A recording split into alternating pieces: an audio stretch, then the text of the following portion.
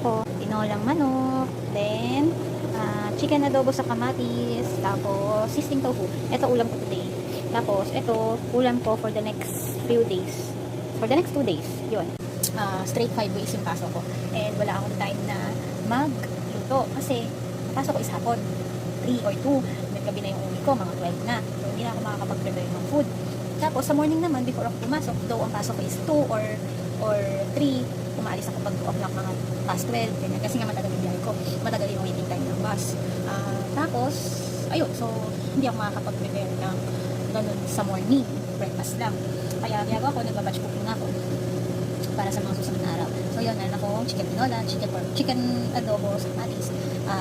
Babawlin ko yun sa mga susunod na araw. Tapos, lulutuin ko pa dapat yung shrimp. Pero mabilis lang naman yung shrimp. So pwede ko siyang lutuin sa tomorrow is Wednesday. Baon is alin na dito dalawa.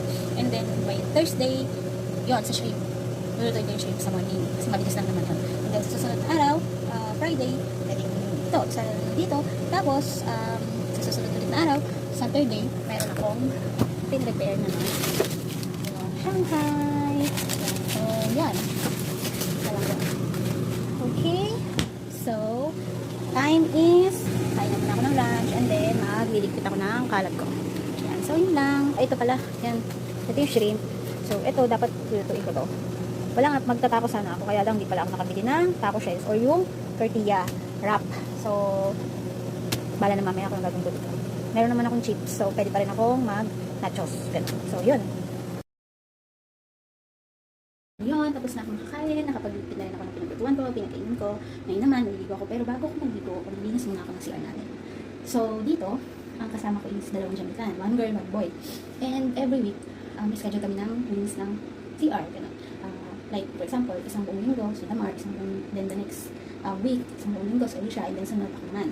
So, every Sunday, nagsa-start yung rotation namin. So, today is Tuesday. Though, sabi ni Alicia, sasabihin niya ako pag start ko na, week ko na. Wala pa naman siya sinasabi. Pero, dahil Tuesday ko naman, maglilinis na tayo. Ngayon, ang iniisip ko ay, paano ako maglilinis ng CR? Kasi, wala silang drainage dito. So, paano lilinisin ang CR? Okay, so, punas-punas lang. Ngayon, gagawin ko, nabababadan ko muna yung actually nababadan ko na kanina kasi nag-CR ako. So ulitin ko na lang. Ito, lagyan natin ito. Ano to eh? Yan, beach cleaner. Pwede sa sink, pwede sa toilet. So babadan muna natin. Ito.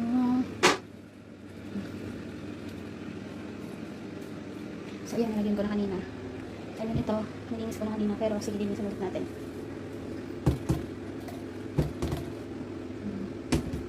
Okay. So tapos ang paminis lang nila, ito lang. So, lang scrubbing pad. Ano ko pususin to? Wait. Pad tayo ng scrubbing pad. Wala talaga. Wala talaga. Tapos, wala. May Lysol ba dito? Or Domex? Wala din. Gusto ko mabangong CR. So, gamitin ko yung aking. Hindi kahit pang gas na lang. Gamitin ko yung detergent ko. Laundry detergent. So, gamitin ko ito dito. So, yun. Simulan na natin.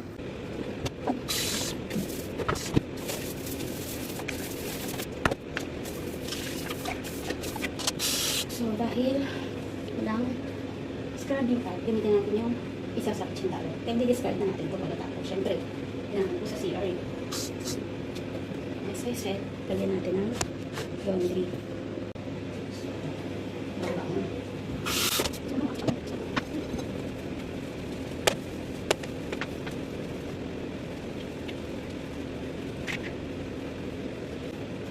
Mali ako. Dapat pala yun ako yung bata.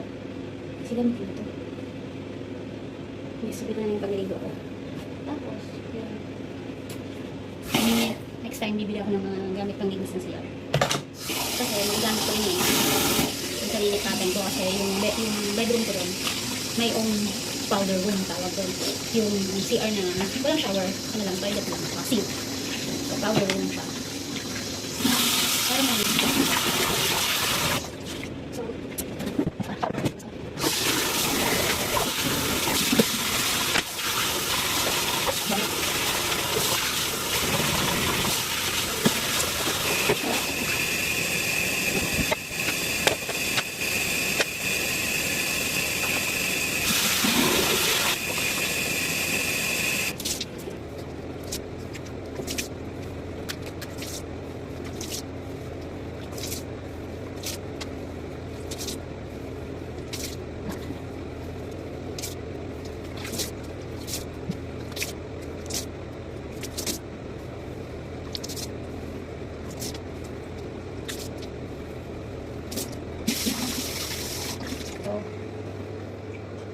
ko siya totally dry. Lagyan natin ng detergent.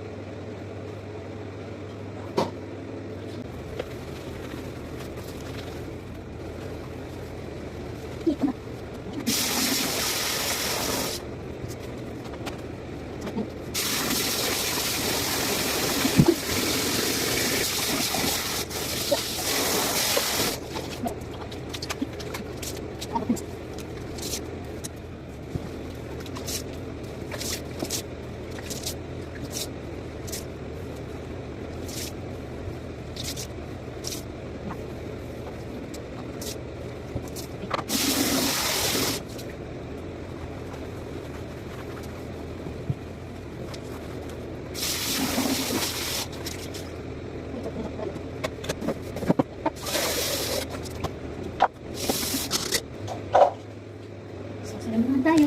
Sabi naman. So dito, kailangan ko ay tayo.